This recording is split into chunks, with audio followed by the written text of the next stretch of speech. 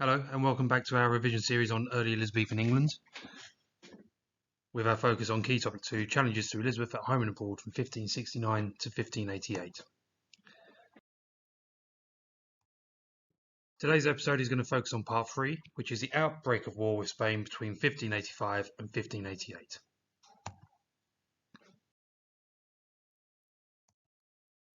So today's content focus is going to be looking at the English involvement with the Netherlands between the years of 1585 and 1588 and the role of the Earl of Leicester, otherwise known as Robert Dudley.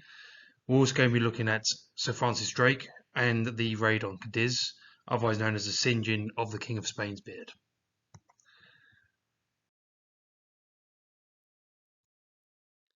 So first of all, let's have a look at the idea of England's involvement with the Netherlands during this time period.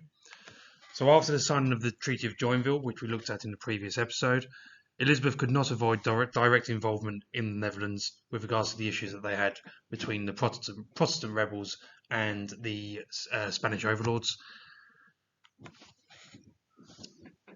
With regards to what the Dutch Protestants offered, they offered Elizabeth the sovereignty of the Netherlands in June 9, 1585, but Elizabeth refused this as it would mean getting rid of or deposing King Philip II, which he was unwilling to do with regards to him being an anointed monarch. This is obviously not the first time that we've seen something along these lines. Elizabeth also refused to execute Mary, Queen of Scots, quite early on because of the idea that she was also an anointed monarch. So you kind of get to see the mindset of Elizabeth in not just with Mary, Queen of Scots, but with Philip II as well. In August of that year, 1585, Elizabeth and the Netherlands signed the Treaty of Nonsuch, which effectively declared war on Spain.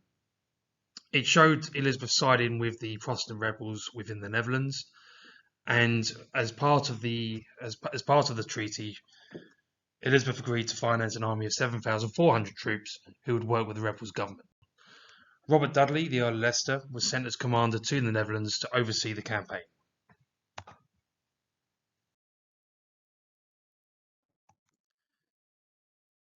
So over the 2 years that the Earl of Leicester was in the Netherlands, he went against Elizabeth's wishes and accepted a title of Governor-General that was offered to him by the Dutch Protestant rebels. Elizabeth had hoped at this point had hoped during this time to negotiate with Spain in order to find a peaceful settlement, but the action of accepting the title of Governor-General gave the impression that she was deposing Philip from the throne and control of the Netherlands. The English forces only actually managed to slow the Duke of Parma's advance in the Netherlands, and the campaign itself did suffer some defections from England to Spain. For example, Roland York, who was a captain, and Sir William Stanley, that was an English noble, gave key forts within the Netherlands to the Spanish. As a result of this, the Dutch found it difficult to trust Sir Robert Dudley, as he had appointed Sir William Stanley as one of the commanders in the first place. The campaign, however, did have limited success. For example, the Duke of Parma was unable to capture Ostend, which was a key deep water port, which would have been absolutely crucial for the launching of any Spanish Armada invasion of England. So a potential 12-mark question that could come up in the 2022 examination series is explain why the English campaign in the Netherlands was unsuccessful. As with any 12-mark question, we need to make sure that we have got 3 aspects of knowledge in order to obtain the top band. So the first factor that one can discuss is that the English campaign in the Netherlands was unsuccessful due to lack of leadership or lack of conviction. And the key evidence to put into this was that Elizabeth was never fully behind the rebels, as she had hoped to negotiate peace with Spain, and therefore did not give them the required funding or supplies for Dudley to be able to succeed. The second factor to consider is the idea that there are differences in aims between Sir Robert Dudley and Elizabeth I, and they therefore wanted different outcomes from the campaign. So Sir Robert Dudley wanted to liberate the Netherlands from Spanish control and make it an independent nation, whereas Elizabeth wanted it to return to the way that it was governed in 1548. The third factor to consider is the idea of the poor relations between the Dutch and the English. and the relationships between the Dutch and English soured due to the defections from Sir William Stanley and Roland York, who had given up forts to the Spanish, and also to do with the idea that there was a lack of commitment from Elizabeth herself.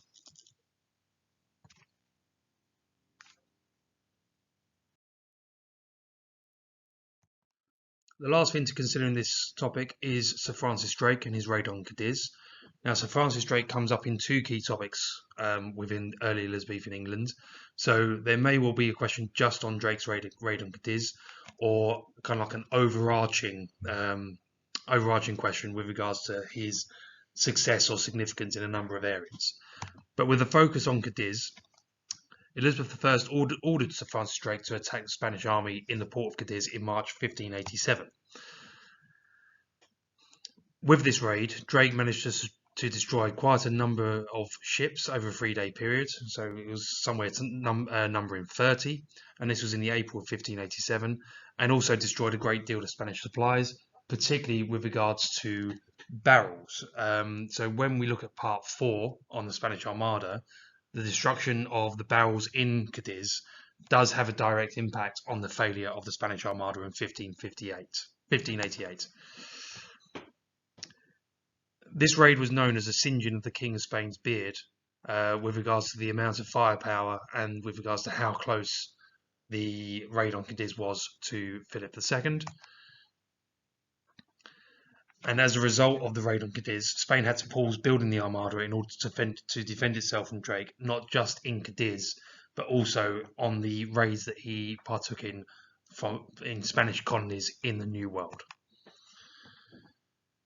Another significance of this event is that the disruption caused by Drake delayed the Armada by nearly a year, and this therefore allowed England more time to prepare by building more ships, particularly with regards to the new ship designs, the galleons, which we'll look at in our episode on the Armada.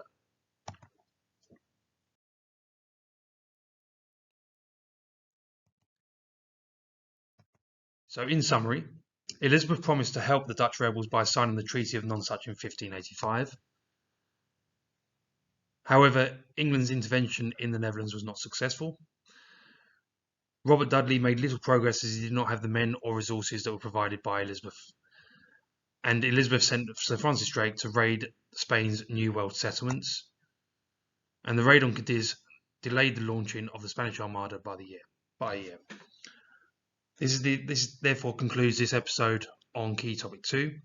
Our next episode will be on the Spanish Armada. Please do not forget to like and subscribe.